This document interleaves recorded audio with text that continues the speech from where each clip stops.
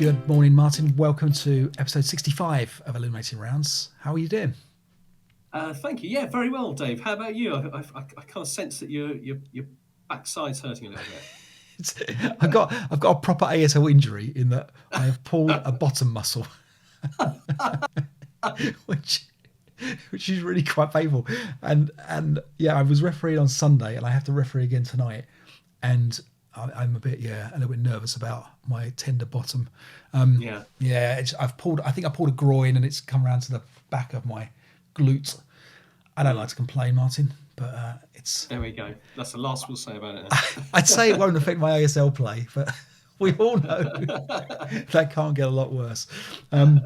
So we have to say a big thank you to patrons. So thanks again. We have a new Patreon, James Thompson. So welcome, James. Thank you very much for your support. We will be part of the giveaways and the draws and bits and pieces, and we'll have that. I think I'm hoping that Tomo's got his copy of the Frank. He has. We had a message. I think it might have been on YouTube. Perfect. Like a comment. It's arrived. Yes. Perfect. Okay, good stuff. Yeah. Well, that's hopefully we'd buy like a sort of special limousine at the amount it costs with a guy with like nice white gloves on delivers it especially. I paid the extra $2 for that, so hopefully that was all right. Yeah. So today we're going to look at another scenario from the March Madness Grumble Jones pack that we played. Interesting little scenario called Hanson's Bridge. And we're also going to look at Rob McGinley's game where he played Race for the Sarvis as well. So he's going to do an analysis of that scenario, and we're going to look at his game. That's interesting. So I played that in the play by email scenario as a tournament, and it would be very interesting to see somebody who's really thought it through and drilled in and understood the way that the tanks work in that. Yeah. Okay, good. Did you make your tanks work? Well, not as well as I'm sure Rob did, but I wasn't playing Rob. No, that's true. Now, the other thing we're going to do is I had an idea in the bath the other day of doing a March Madness style bracket, like a 32 team bracket for best official ASL product. And I think we know possibly what are the top contenders. But what we would do is we're going to pair them off randomly against each other. There's no seedings in this draw. And I'm going to show you the draw that we made randomly earlier on. And you and I are going to discuss up to 5 of these. As soon as we hit a tie, i.e. you think one's better than I think one's better, then we're going to put that to a vote. Well, we'll figure out whether it's Game Squad or Facebook or whatever it will be. I don't know. To let the people decide, let the viewers decide what's better. And it's going to be quite interesting to try and decide whether, I don't know, for example, is a set of action packs better than, I don't know, the winter offensive packs or whatever it might be, whatever. But we've grouped some packs together. They've been randomly matched for the first round, haven't they? That's so right. There's no seeding or anything like that. They're just randomly matched. Exactly. The prize is absolutely nothing, obviously, for that winning module. So it's better than what we normally give away. Exactly. We give away our talent and our insights are very very important insights. So that's what we're going to do. First things first, we take a look at this exciting bracket. Yep. Okay. All right. So I'm going to put the bracket up on the screen now. And Martin, what's the first one on the brackets? Okay. So this is interesting from my perspective because I can't see what the brackets are. Hang on. Didn't you click the link? Oh yes, I've got the link here. Hang on. Right. I can click the link here. Excellent. Right, it's coming up. Okay. I didn't think of clicking it again after I closed it. Okay. So the first one is Operation Watchtower. Yep. And For King and Country. Yep. That's the first one. Yeah. So do we discuss it first, or do we reveal what we've secretly said? I think we should discuss it first. Yeah. Quick thoughts. I love For King and Country because it's British and I'm British. So there's that. There's a Sergeant Barker in there who, of course, was also my grandfather. I don't know. It's not named after him. It's completely coincidental. He was a sergeant. So that's the main reason. Very odd mix. I've played quite a few of the scenarios. I suppose I know it much better than Operation Watchtower. Yep. And there's a I mean, they're not all amazing. I don't think they're all brilliant. Some are very good, and some less so. There's a bit of Yeah. a mix there, isn't there? Yeah, and I It's think yeah. in terms of like for a detriment for King of Country, taking away the desert stuff, I think was a little bit. It's felt a bit mean, really. I think just to take away the desert stuff. I don't know. I assume that's getting republished or may have already been republished in some other module that Yeah. they're doing. But it felt a bit mean, and I didn't like that. I think what was the original? The original West of Alamein, wasn't it? That's was right, yeah. was the original. And yes, for just Pam's a pick for King and Country for this one. It's funny enough, it's the most recent official module I've bought because I wanted the new British counters, which were great. Yeah. Operation Watchtower is possibly, I think, one of the worst performing modules that the MMP have produced. I think, for whatever reason, I don't quite know why. I think the scenarios have a little bit of a history about being unbalanced. There are a lot of overlays, and Mark Pittridge on his Desperation Morale site talks about the map problems. The fact that it's a very, very big map as well. I haven't played any of the scenarios, which is really unusual. No, I've not played them. Well, I don't own the product. I don't think it helps. Isn't it that the map's sort of misnamed because it's Operation Watchtower, but it's called Edson's Ridge, which is the campaign. Yeah, it's the campaign game Right, inside that. And I think there's a lot of night scenarios as well. So I think it's a combination of night scenarios, lots of overlays, large map has caused. You never hear people saying, "Do you know what? We're going to do Operation Watchtower." Right. And I think isn't one of the campaign games quite small in it? I think as well, five scenarios, but 3 of them are night scenarios. So and that puts some people off potentially, doesn't it? Yeah. Yeah. So obviously for King Country, expensive. I mean, I think I paid £120, £110, something like that for it. I mean, expensive. Operation Watchtower, I'm assuming at the time was maybe £30, £40. I mean, it was certainly at the cheaper end. Any argument to be made for Operation Watchtower over for King and Country? I find it difficult because I don't, I agree with the things that we've been saying, but I don't know. I've not played it, so it's difficult for me to defend Operation Watchtower. It's quite interesting. People, put something in if you've played some of it, and have strong opinions about it, for or against. Share them. Okay. But, well, I said for King and Country. I said for King and Country. All right, so it's the winner. Yeah. Okay.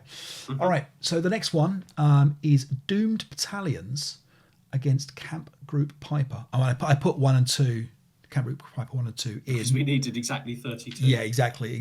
And so the little story here is I bought Camp Group Piper off of eBay when I was first getting into ASL. I was just collecting all the kind of core modules and the historical modules. And I didn't know what I was buying and didn't even know what I received. I mean, I got the box, and I got the boards and everything, the maps and the counter sheets and the rules. And for about 3 years, I couldn't work out if I had both 1 and 2 because I threw the box away, and I just put it all into like my folders and everything. And because I think there's only something, is it 4 scenarios or something ridiculous? It's kind of crazy. Never played any scenario from it. Every time I've seen Camp Group Piper out on a tournament or something like that, someone's playing a thing, it looks horrendous. I know people complain about the slopes and the mist and all this lot. It's the scariest module I own. It is the scariest. It's hardcore. It's proper. I don't know how you say grognard. Yeah, grognard. Yeah, it's grognard. It's proper, isn't it? But I did play some with David Schofield, and we played a campaign game. I can't remember which one it was now. We might have played a scenario or 2 as well, and there's a lot to get your head around because there is things like the slopes and stuff, which should become much more mainstream. And there's some really good articles explaining slopes. And I think once you get your head around them, they're quite fun to play with. I think they're fine, but you've got to make sure you understand them. What I thought changed it a lot, and I was still relatively new to ASL, was there's so much mist and that makes calculating shots much more complicated and actually making a decision on whether to take shots. I go, oh yeah, let's go for it, and it'd be 4 up 9 or whatever. Perhaps I shouldn't have bothered with that one. But it was really interesting. It was really, I mean, they're really nice maps. Yeah. I wonder if something like that would ever get republished, or is it too old? Is it old-fashioned in style, perhaps? I think you're right. I think it's gone out of style. That style of campaign game. If you look now at if I compare it with Hatton in Flames or Decision Else. I know that's a starter kit one, but they Yeah. are much more accessible, aren't they? Those ones. You know, the maps are friendlier to look at. They're interesting. They've got a little bit of everything going on. Camp Piper just seems to me to be a very kind of like, you know, like how you get gamers games. It's like an ASLer's ASL. It's a real, yeah, like you say, hardcore. Doom But then Battalions. we were ASLers, Yeah, you know. yeah. No, would you be up for playing a campaign game of Camp Piper one day? Yeah, I would. And actually, I seem to remember it not being crazily big in the way that some of the Stalingrad ones Right. are. You know, it seemed much more manageable. Okay. Yeah, I'd Okay. be up All for right. it. Is there one that you would ever say? Because when I asked you that question, I suddenly realised. Have you ever said no to any ASL? Like, have you ever? What would you I say? definitely have preferences. Yeah. I definitely have preferences, but there's a bit of me that thinks bad ASL would still be better than no ASL. But I don't think Camp Group Piper is bad ASL. Okay. It's just different, and it's a certain taste. And I was a little bit put off by the hindrances at first, but I did enjoy it as well. Okay. Doom Battalions got a little bit of stick when it came out with. I think it was Avalon Hill's last. I think was that Avalon Hill's last Is one. that right? And I know MMP have republished it. I'm pretty certain. Yeah. So I seem to remember there was some counter errata, probably, or counter mistakes that Avalon Hill had made. I think I might be getting it wrong, but I think from memory, I quite liked it. I thought it was a little bit eclectic, eccentric. I don't know what the right word is for it, but there's some desperate feel to some of those scenarios. Yeah. And I thought it was all right. I didn't think it was a terrible. I enjoyed it. I mean, the thing is, they're really quirky vehicles as well, aren't they? Really, really quirky vehicles that you get nowhere else, nothing similar to them. With, they've got guns that fire at the bottom of the tank or whatever. Some sort of crazy rules like that. That's kind of quite. That's quite fun, isn't it? So I always tend to feel when you get something a bit quirky, and if it's something, using the Allied miners or whatever, sometimes, you have to sort of study a little bit. If you've got to find out how to use the vehicles and stuff. Whereas, if you're doing some like sort of ordinary Eastern Front scenario, you know the vehicles reasonably well, don't you? You kind of know what you're doing. Yeah. And that can put people off, I guess. You have to do a bit of homework, but I think that's true. Interesting. It's quite interesting. It's worth pointing out. So in the third edition, which was obviously an MMP one, they bundled in some Beyond Valor scenarios. So there's a whole bunch of very good. I think maybe from what was it? I don't know. What was the scenarios from? I can't remember now what it was, but from Last Hurrah. So they've put some of the stuff in from there. So I think the Allied Miner stuff from there. So that was things like Birds of Prey and Age Old Foes. Those scenarios have got bundled in, which makes it actually quite a good module because there's now, I don't know what it is. Was it 24 or so scenarios in there? Are all the Norway scenarios in there? Are they all in the Doom Battalions? Because they were originally in a journal, I think. Yes, no, you're right. There are some. Action at Balba Camp on the road to Anneliesnus Greba End. Oh, that's Holland. But there's a couple of. Well, there are a couple of Norway scenarios in there. So for me, Doom Battalions was the winner. What do you have? So I think we're gonna cause a vote. I'm afraid. So I've gone for Camp Group Piper. Okay. Wow. Okay. Look at you. Surprised All right. So you, didn't it? Yeah. So we stop right there. We'll put the vote up. So we're gonna just be clear. We're gonna compare Doom Battalion's third edition to Camp Group Piper 1 and 2. Okay. As products. Yeah. So if you were, and ignore the monetary value, whatever. I don't care if one's $1,000 on eBay and one's $25 on eBay. If someone said to you, take this and go away and play it, is that a fair assumption of what you would do to try and pick the two? What's the better set of products? Okay, so that's it. All right. We stop there. Well, Martin, you surprised me. Okay, so let's talk about Hanson's Bridge. So March Madness 81. The pack is available on the Scenario Archive if you want to support either us or the Kansas City guys in Circle Productions and Grumble Jones. We found out Grumble Jones was named after Martin. Grumble Jones. He was named after Grumble Jones. Yeah. I can't remember the story. I remember reading it now. You'll have to remind us of the details. Okay, all right. Okay, let me just check my notes. A few moments later. Yes, Martin, as I was saying earlier, I think the video just cut out there, but he was American Civil War general, William E. Jones. So yeah, I mean he was on the Confederate side, which is the side that won or lost, Martin.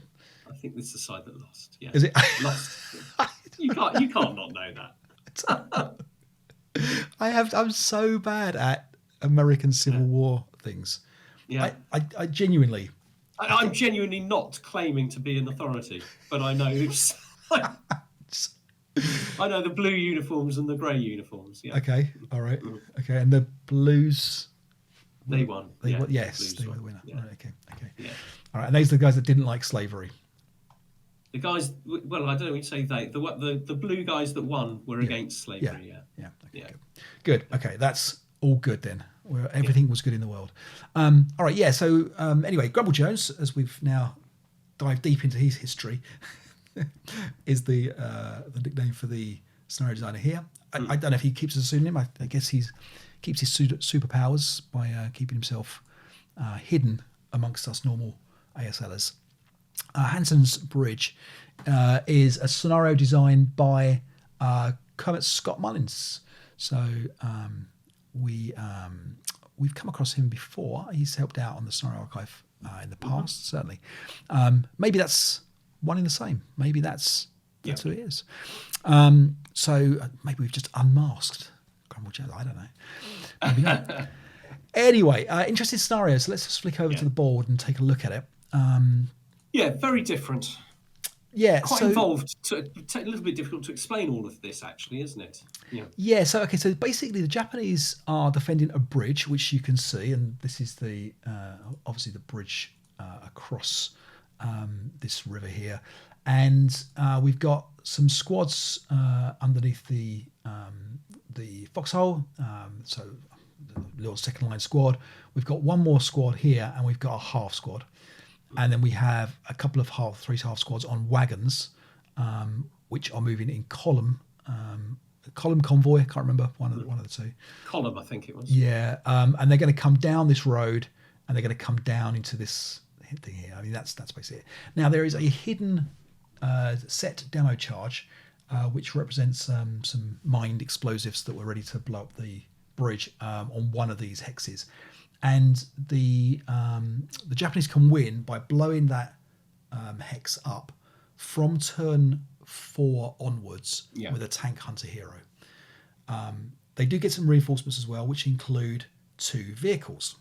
So I will explain this scenario to you as I played it, which is I didn't look at which vehicles I was going to get. I was just pretty certain that these 2, in my mind, tanks were going to sort this out, because you're coming on with what you've got. I think is it 7 squad equivalents, 7 squad equivalents, and a 9-2. 9-2, 8-1, heavy machine gun, 2 mortars, 2 bazookas, against my 2 squads, 2.5 squads with a couple of half squads in convoy.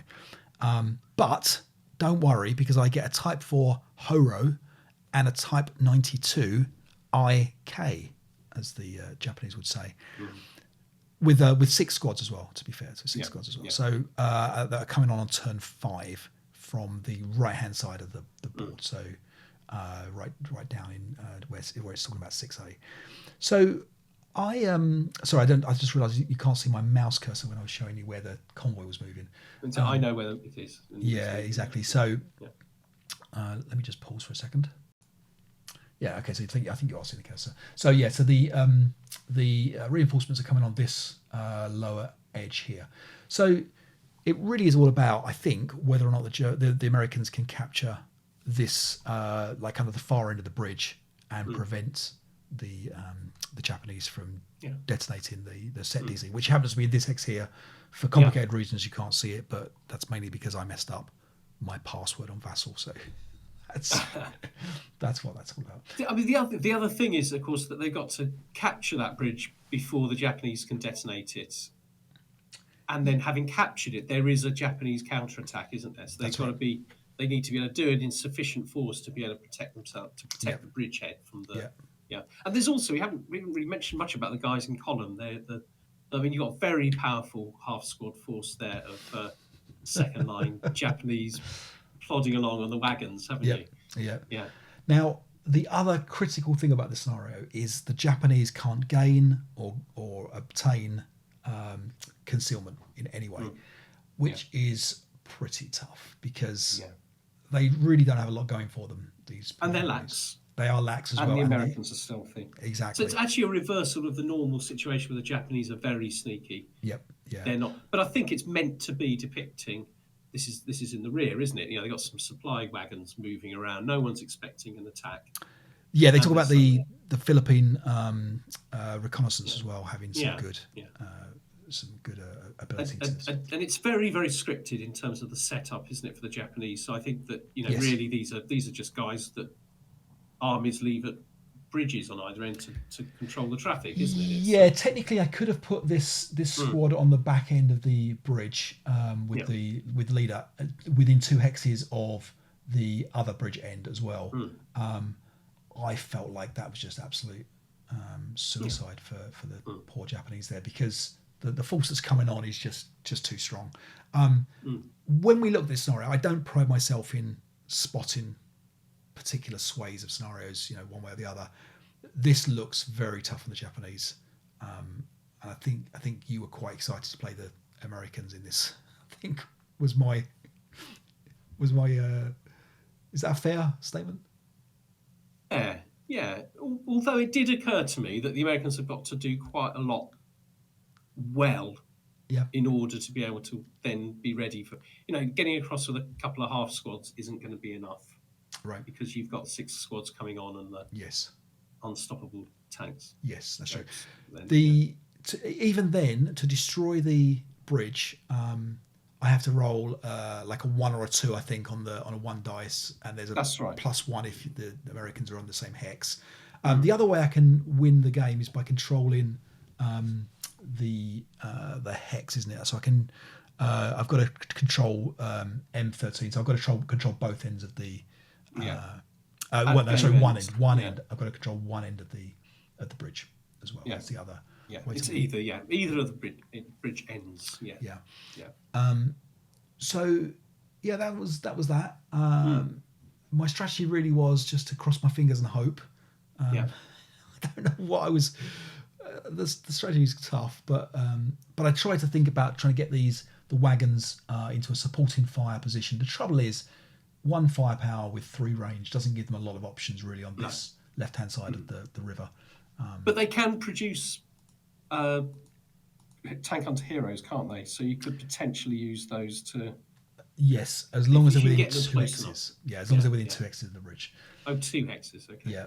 Right. So I'm going to start the log and see how we go. Right. So I started off wanting to make as much progress as possible and walk straight into this, which was a bit stupid of me, but there we go. Yeah, straight down the line there of that the Woods Road. But I just wanted to get you get into position where I can put people under fire. But of course, that means you can fire at me. That's right.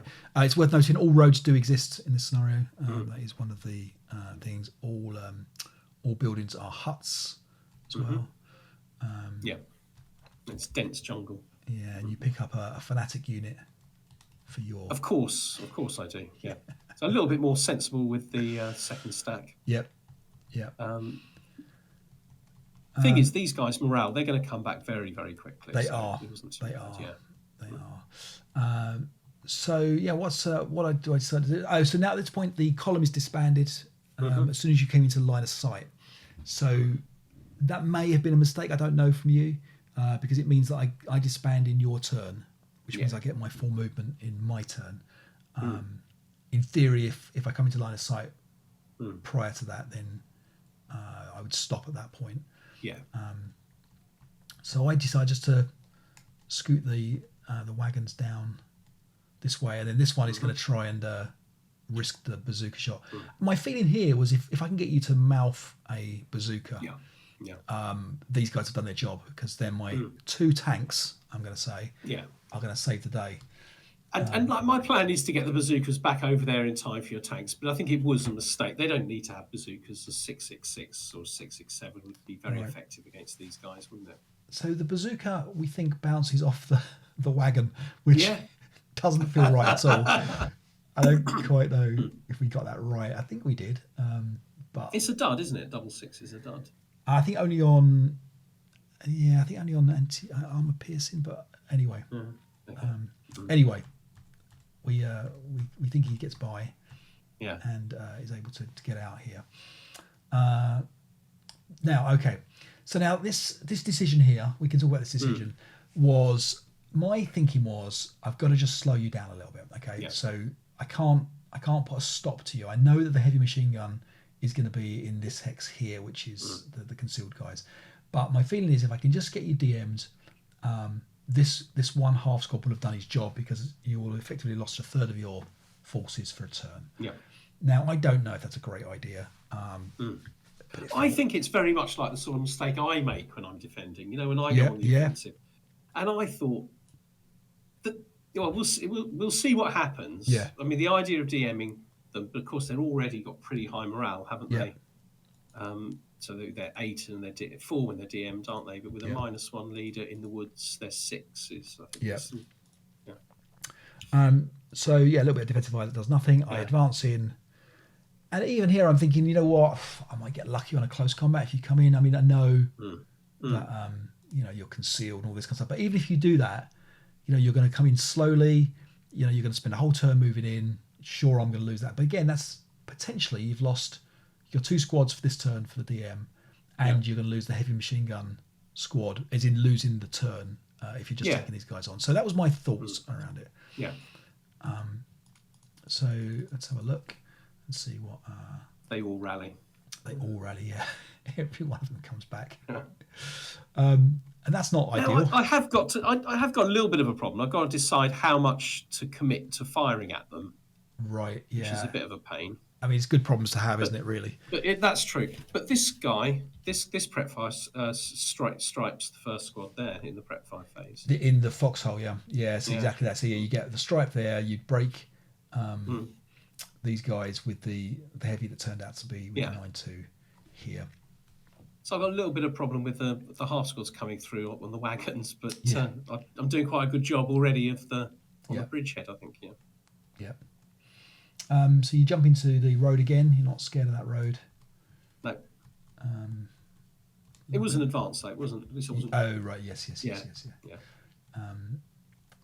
You're about the bazooka guys. The mortars are getting into place. Now I've got a feeling you've cheated me here, Martin, because this is jungle, and I'm not sure if mortars can fire out of jungle. Do you know what? They can't. Yeah. Not dense jungle anyway. Light jungle probably.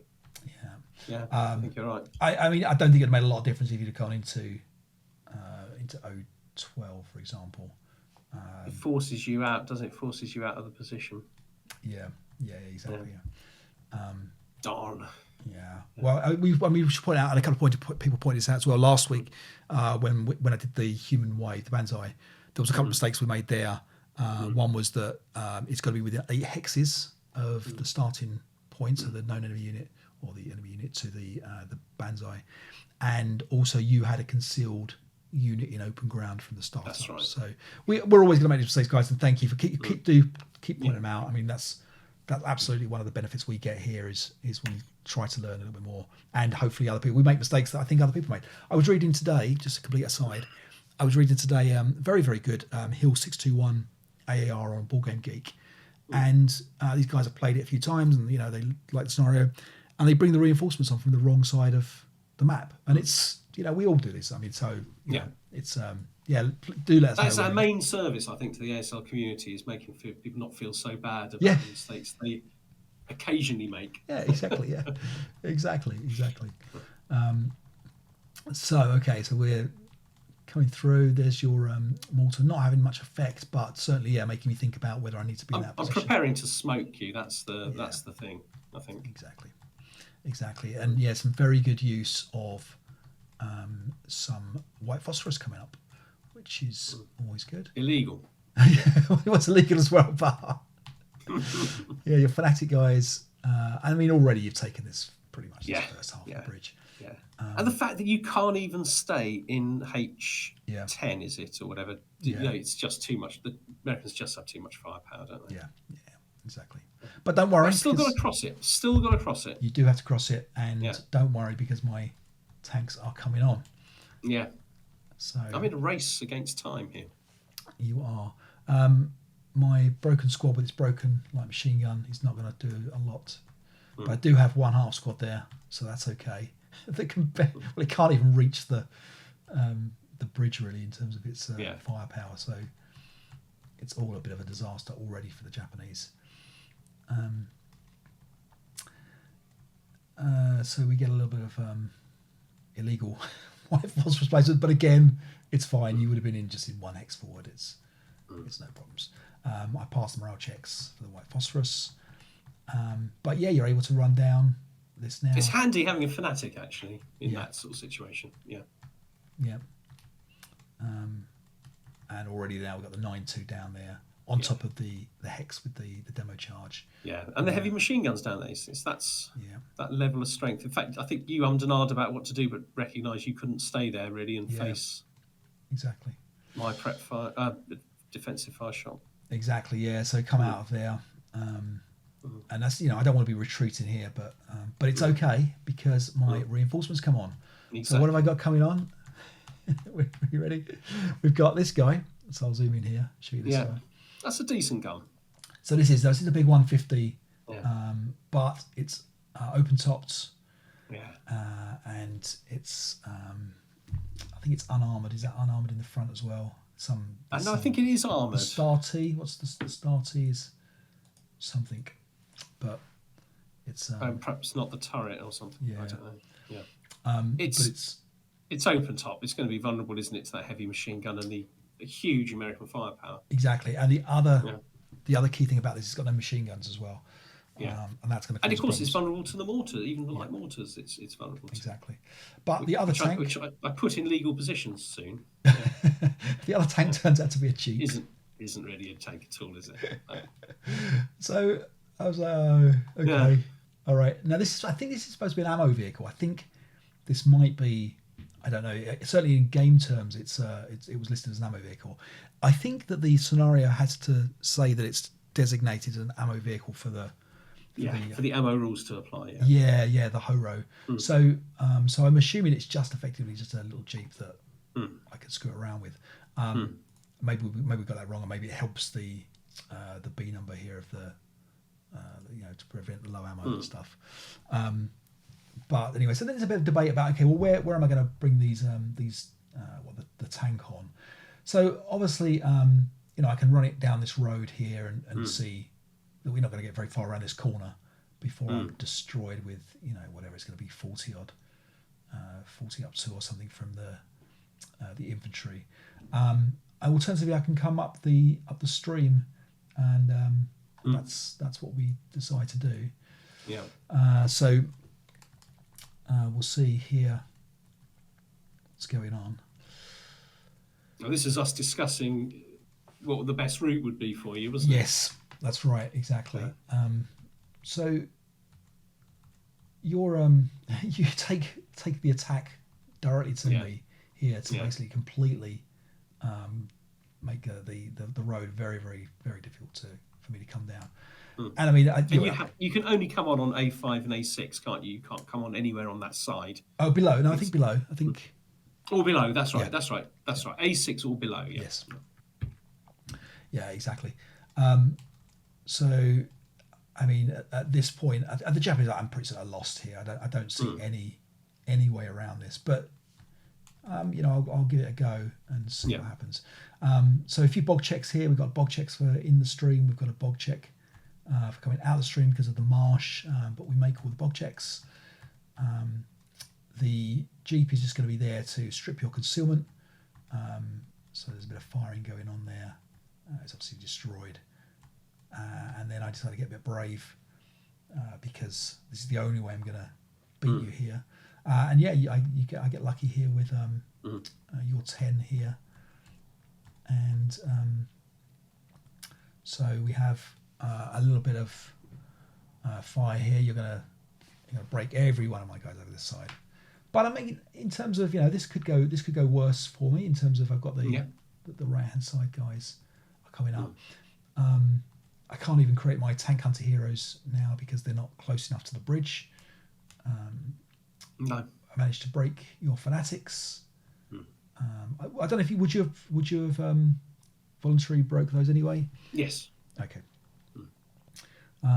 Now this is a mistake I made. I should have moved this squad and leader up to this hill in F9, and that would have prevented you routing back this way. And I think we talked about that at the end of the game. We think during this point here, we're kind of saying this would have been a better move to have foreseen if they break. They can't get back there. They're right back with the leader, aren't they? They've got a good chance of rallying now. Exactly, and there's obviously no Japanese stuff over here to stop them coming this way. But there's your advances, isn't there? I quite liked your advances. Yeah, one move too late with this guy, but basically doing the same thing, trying to kind of come round.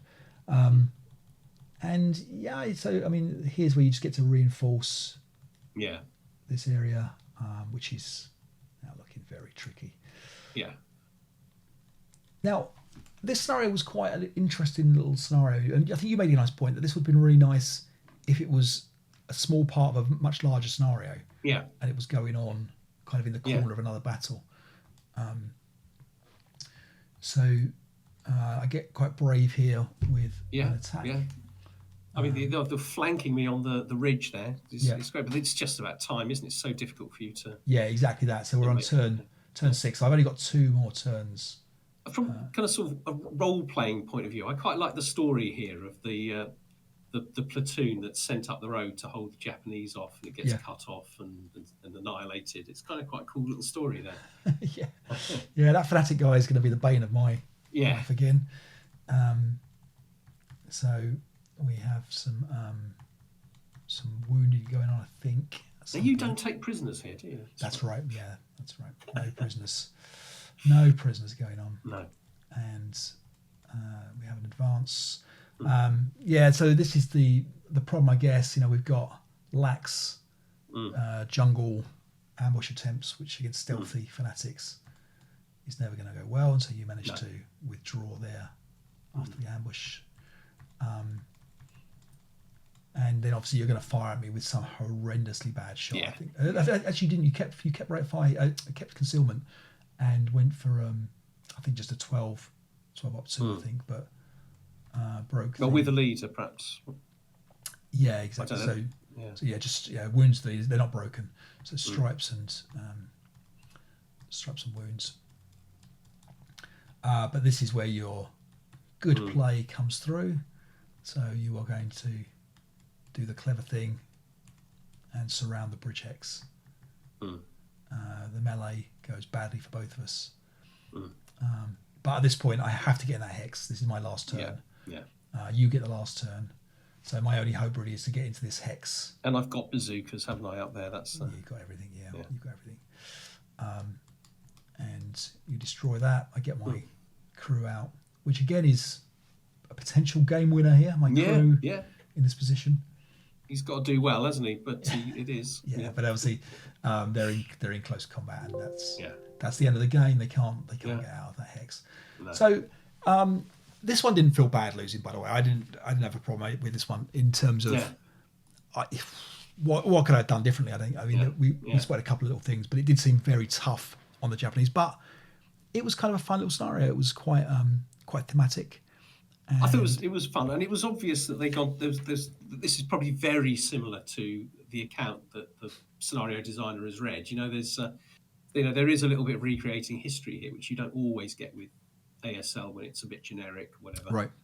But this seems so specific. Yeah, exactly. And I enjoyed it. We even tried at the end to see whether my tank hunter hero could have somehow negotiated its way through.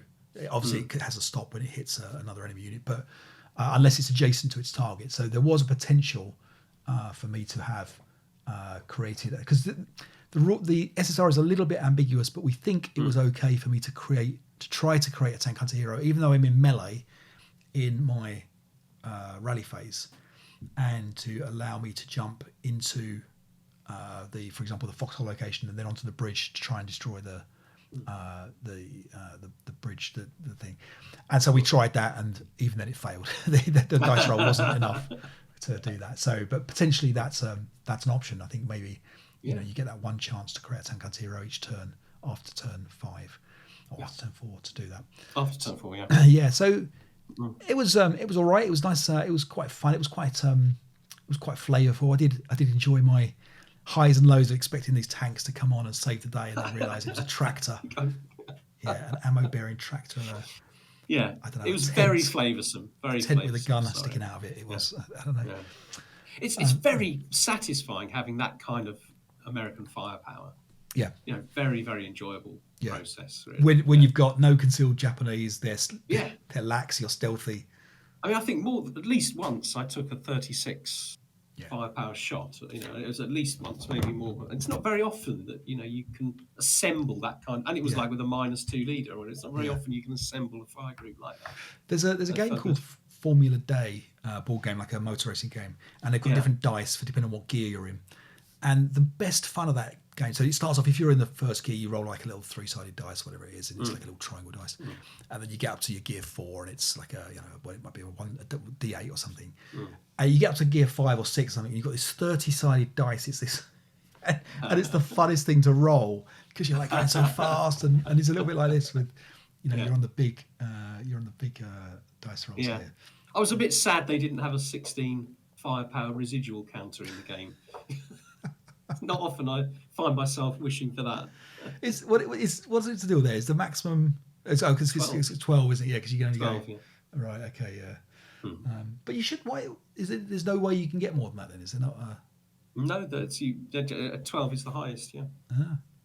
It doesn't tell you why that is. I mean, they probably did like extensive, like some scientific testing of the effect of firepower. So you're saying that's an actual rule that 12 is the maximum, as opposed to? I believe so. Yes. No counter for it. Yeah, I believe so. Interesting. Well played anyway. So I mean, that one was a tricky one. It was fun. But it was good. It was a nice, interesting map and everything. So thanks again to the March Madness guys. And if you want to buy this pack, Scenario Archive has it up there. The March Madness Grumble Jones pack. We've enjoyed both scenarios we've played. So that's okay. So let's listen to Rob McGinley's now review of Race for the Sarvis, which was one of the scenarios played in the Play with Mail tournament. Martin, you've just said you've played it, so we're going to listen to Rob's one, and then we're going to watch Rob's one. Now, it's worth pointing out, Rob and Tomo set this one up a little bit wrong. I think you said that they've got the Germans coming on the wrong side, and potentially the infantry as well. I think the Russian infantry should set up on or east of Hex Row P. Right. And I think there's some of the Russians are set up. They're set up within the 2 hexes radius, or 3 hex radius, which is correct. But it was also meant to be on or east of Hex Row P. Okay. But the Germans are coming on in the wrong place. Yeah. Okay, all right. So we're aware of that. But anyway, I think Rob's analysis is still very worthwhile listening to. And I think, games played as games played.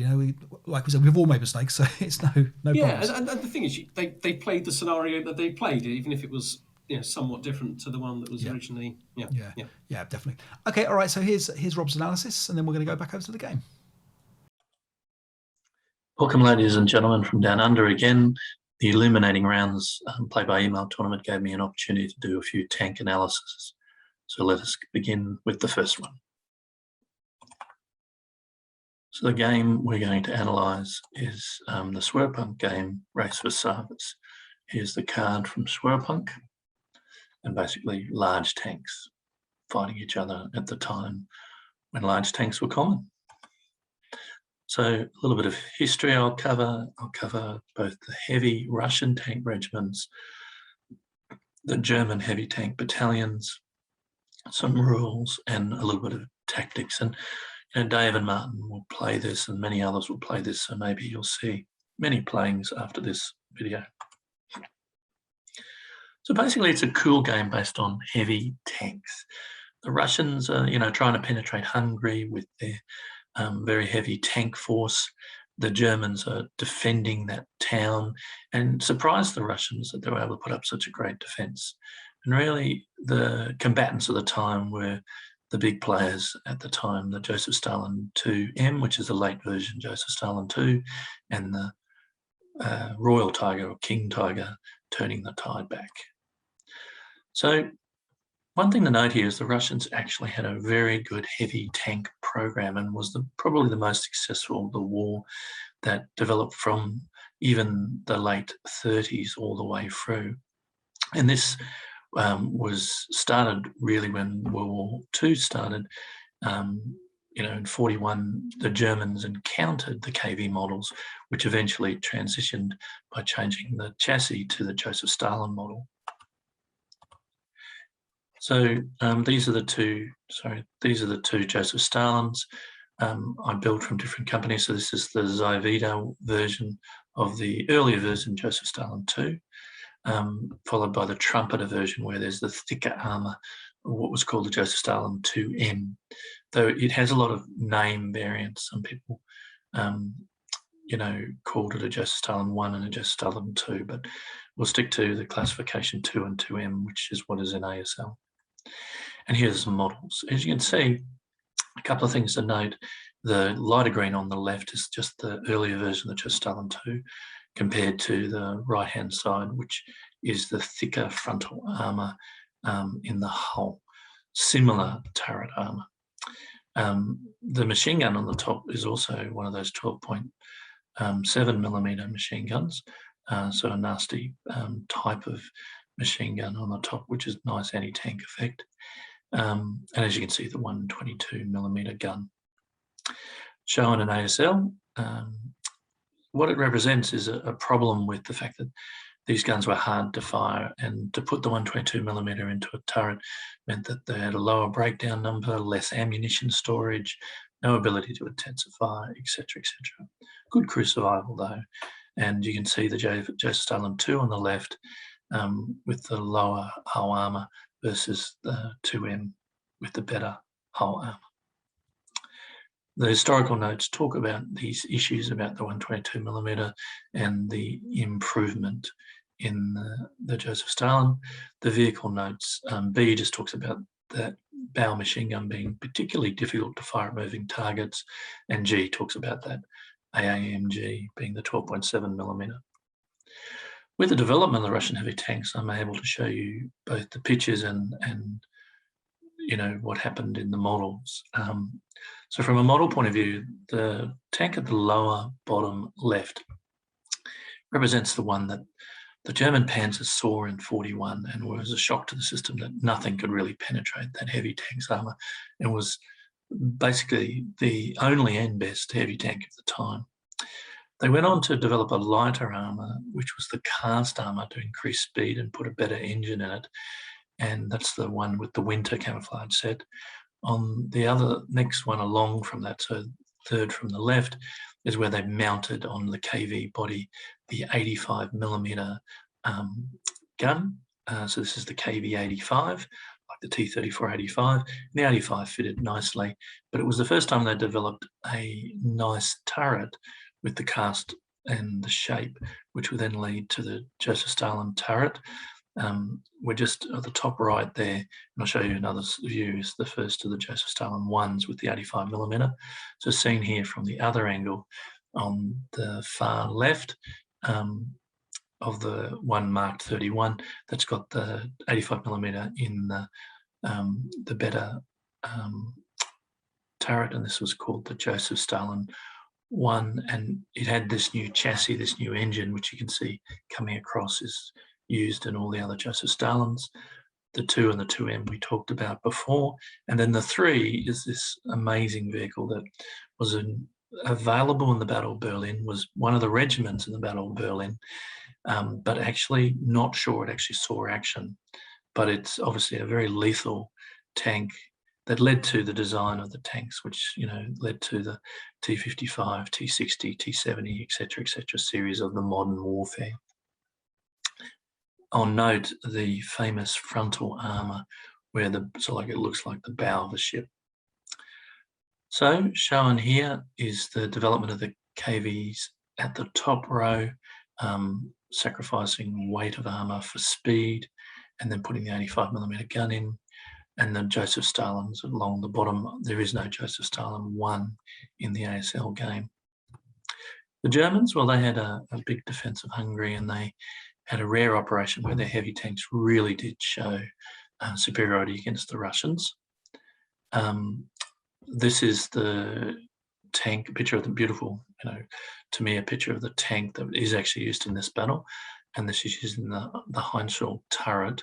And this is the thing, the base was the same between the two versions, Hanson Porsche, but the turret was the difference. And as you can see, that's the Hanson turret versus the Porsche turret, which was more sloped, harder to build, harder to tool, so never was taken up. And they only had 50 of them out of the 500 King Tigers that were used. They still used those 50, but they were not the common adoption.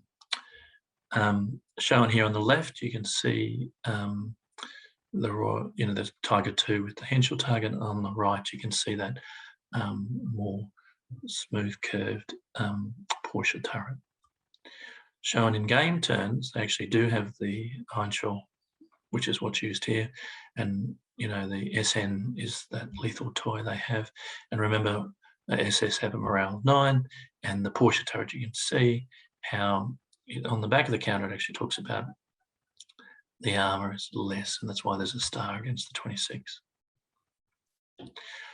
So this is the history of the Panzer King Tiger II, and the vehicle note wasn't all that exciting. So where's the Tiger development come from? Well, the Germans actually had a stalled heavy tank program. They had something in the late 30s which fell over, and it was only when they got the shock of their life in Barbarossa did they go on to then push for heavy tanks over the periods of 42 and eventually pushed one. But of course, the 88mm gun, which was shown to be so lethal in France, so lethal in the desert, and so lethal in Barbarossa, was the ideal gun to mount. So seen in the front is the Flak 88, which they developed and mounted on the Tigers above. The central Tiger is the late version Tigers. The right-hand Tiger is the desert version, the early version, and the left-hand version is the Russian front, both seen in late 42. So looking at them from above, as I said, the one on the top left is the one seen in 42 in Russia, bottom right seen in the desert, and then of course the late Tiger, which improved the engine, sorted out a lot of the issues. Seen in in game terms, what we've got here is the Germans then went on to develop the Pak 43, which is in the foreground here, but it was a really, really heavy anti-tank gun. So it took very heavy half-tracks, as shown here, to tow this heavy gun. Trucks, though carrying all the extra ammunition, found it even more difficult to carry this gun. It's not represented in game terms, but you can see that the Henschel and the Porsche actually are able to mount such a long and heavy gun while the normal Tiger 1 couldn't. So seen in game terms, there's your 88 Flak with your progressive Tigers improvement. Actually, I've got it back to front there. The right-hand one is the earlier version. The left-hand one is the more up-to-date version. And then we've got our anti-tank gun, which has to be limbered, etc. And the different guns. So looking at the matchup of armor, caliber, mobility, and special ammo. So matching them up, they're pretty lethal looking tanks when they look at each other down the barrel. But importantly, we're dealing with the right-hand column here. And though there's wonderful numbers, 25 and 27, you've got to remember that they're versus armor of equivalence. So you're actually looking at still very low numbers when this battle of matchups occur. So, the 122L means that your 25 to kill is versus a 26 frontal armor. Clang would be the noise it made. Or an 18, so you can get an 8 or less at, point blank range. So 50%, then 60%. You really do get an auto kill from the side, which is what you expect. So you'll mainly see frontal armors. You also have to get to cross the river first in this game. You also get to have the first shot because you're in defense. And the infantry here make a big difference because they've got both Panzerfaust and demo charges. So there's an SSR giving Russians some Panzerfaust. The German advantages means they've still got a problem with the frontal armor, but much better frontal attack. And again, auto kill from the side. It is the best gun. It's got a rate of fire. It's got intensive fire. And if you can, you're in the pink, facing them off, you can shoot it out with almost impenetrable frontal armour. And you've got lots of toys to keep the Russian infantry at bay, lots of machine guns and the SN. So my comments about the tactics, if one looks at the setup of the town, basically the Russians haven't deployed across the river in time. They've only just reached the edge of the river, so they need to get across the river with their tanks. They've got a bit of infantry across the river initially, and the Germans come in from the top and top left to race to those bridges to get across the river. Two of the bridges are in nobody's hands and both fairly equal to race across to them. Two of the bridges are in Russian hands. So with Germans, I would talk about going to the canal fast. You have to get across in number because that's the victory conditions, being across the canal. So use your movement turns, mash your armour. I would use groups of 3 and use the extra shots, and remember, give them frontal armour. So I would get across those 2 bridges really, really quickly and use 2 groups of 3s to get across and the other remaining Tigers to block the Russians coming in from the flank. Russian tactics, I thought the best way to do was get across the canal, working in pairs, and then use the Panzerfaust and the DCs to harass the Germans, bore side any lines of assault that are clearly where he might come, and always use that frontal armour. So really possibly go forward a little bit with your infantry to harass the Russians, but get across that canal quickly so that you've got numbers across the canal, meaning he has to outmatch you numbers-wise. So at this point in time, we're going to see the logs have played at least Tumo and my game and others. And in Tumo, my games, my only thoughts was the Decisive decided the end really with a lot of anti-German rolls with shock and snipers, etc., really giving the Germans a hard time, as seen in the log that was played. And I'd be very interested in other tactics here, and I can't wait to see all the competition games played. So in summary, this is a game where the attacker has very little time with a mobile force and a tough force to kill, but it's using the tanks in a characteristic of getting them in unison to get across that canal. Roll low because, again, your matchup is not as good as it looks. And thanks again for listening. Okay, so here we go. This is Tuomo is attacking with the Germans. Yep. So Martin, do you remember the scenario objectives? Yeah, so the Germans need to get more tanks south of the canal than the Russians have. Right. Yeah. Okay. Stress bombs always a very good scenario sets, weren't they? They used to look forward to those coming out. That's right. They have to be mobile tanks. Actually, no, the Germans wouldn't go in if they had more good order mobile tanks south of the canal than the Russians. Yes, that's right. Yeah. At game end. Yeah, at game end. Okay. So. Yeah, it's a shame no more Schwerpunk scenarios though. It's something that we don't see enough of these days. But there's new scenario guys taking the mantle. Absolutely, yeah. We're going to talk about the hazardous movement packs shortly as well. Perhaps another episode. Good use of the turret pointing the wrong way there as the tank moves down. Always a good sign. And this is quite interesting, isn't it? Taking not doing all your tanks on one side of the board, but actually kind of alternating so that these Russian tanks don't know which way to face. Yes. Rob has stitched together this log very well, by the way. I think he's it's hard work. It's hard work. Stitching together. Those you see the first Russian tank gone up in flames. They're very powerful, these German tanks. Yeah. What are these? Those are the Tigers, are they? They are. I think they're I guess they are. Hang on. So, they're Panzer 6. So yeah, the Tigers. Yeah. Okay. So this is the downside of log file stitching. Sometimes we have something jump and then we jump back to the fact that it was actually a stitched, it was actually a shocked tank instead. So this is what actually happened.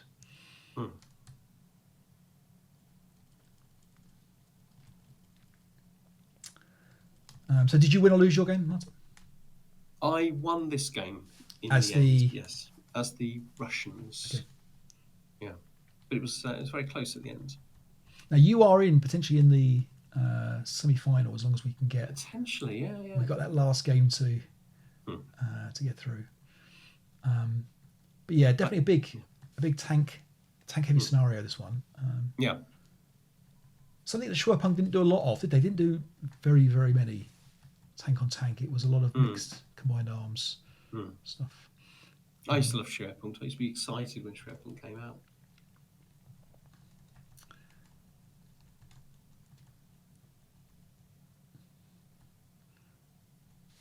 So what have we got here? We're on turn 1 of the Russian first turn. Another blazing Russian tank there. I mean, some of the Russian tanks have got very good frontal armor, but the not all of them. Right. Yeah. A German tank retreating there is a quite interesting move. See that on the left-hand side there? Yeah. Certainly losing tanks. Both sides. Yes, yeah, exactly. And there's the Russian infantry coming into play here. Right. Rushing around to fight them in the streets. It's worth pointing out there's a Maratha for the scenario that talks about the Russians don't have to use captured penalties for, I think, Panzerfaust. The Panzerfaust, yeah.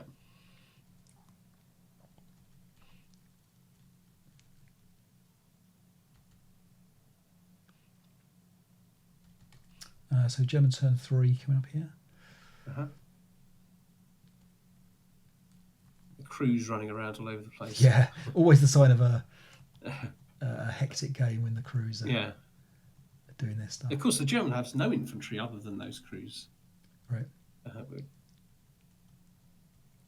Crews firing Panzerfausts. Are you a fan of that, Martin? When they get hold of, jump out of a tank and suddenly they're. Yeah, they're more effective sometimes than when they were in the tank. Yeah, exactly. Used to wonder why they didn't just jump out and fire Panzerfaust from the top. So we've got what we got. So is it going to be south of the canal? Is it so on the bridge one count? Yeah. So at the moment you've got no German tanks south of the canal, but it's at game end. Yep. There aren't a huge number of German tanks left, are there? That's right. It's been a bloodbath. Yeah. Looking very tough for the Germans here. Yeah. No, and it looks like a game over there for the a win for the Russians. So very nicely done. Very decisive. So there we go. That was that one. If anyone else has played that and has managed to stitch a log together, then feel free to send it over to us. It's so difficult, Dave. It's so difficult to stitch them together because I do have all of the log files for this game, but as soon as you think you know what you're doing, you realise that you've put all that in place, but that somebody sent the last log file back. Yeah. It's just I agree. Fiendishly difficult. It is. Time consuming. Yeah. So exactly that. But it looked like a tough attack there for the Germans. Our game was much closer. Yeah. The Germans, it looked very much like I was winning, and I think it was Mike. I think I was playing Mike Grogan. Did some blinding stuff to put himself back into the game, and it ended up being a little bit of a all about the dice really in the last sort of few rolls of the dice to decide it. Yeah. But it was very different, very enjoyable. Okay. Of course, you got the thing about blowing bridges. I did a lot more blowing bridges than it seems Rob did. Okay. Yeah. Which was interesting. Right. And I know Eric struggled with the Russians against Jerry. So Jerry got the win there for the Germans. But there we go. Okay, well, thanks again, Rob, for your excellent analysis and your good game as well. I can see why you want to send me his analysis before I had to play. That would have been. We said that we wouldn't do that. Yeah, we would. No cheating. Now we've got a homework assignment. We are going to do a setup for Toby against Toby's scenario, with Toby's scenario against Toby. So do you fancy our chances of defeating Britain's best ASL player and his own scenario? Do you fancy our chances of that? I think that we have nothing to lose, Martin. That's what we've got, nothing to lose. So we're gonna go for that. I'm on. We've got Easter break at the moment, and I'm on holiday. I'm going to the Maldives for a little bit late next week. So we're going to struggle to get another episode out. But we will indeed. But perhaps I'll play. See if I can play Toby in that time. Use the time to do it if he's free. Okay. And that'd be great. Yeah, that sounds good. I don't need another L column, another mark in my loser column. Right. Well, it'll be a novelty for me to get mine, won't it? Until then, Martin, thanks again for the game, and always good to see you. And we'll catch up with episode 66 soon. We're going to figure out something to play. If it won't be the Toby one, we'll have something ready and lined up. So until then, thanks very much, and thanks again everyone for your support. Take care, and vote on the Doom Battalions or Camp Group Piper debate that we've had, that raged. Raged. Bye bye. Cheerio.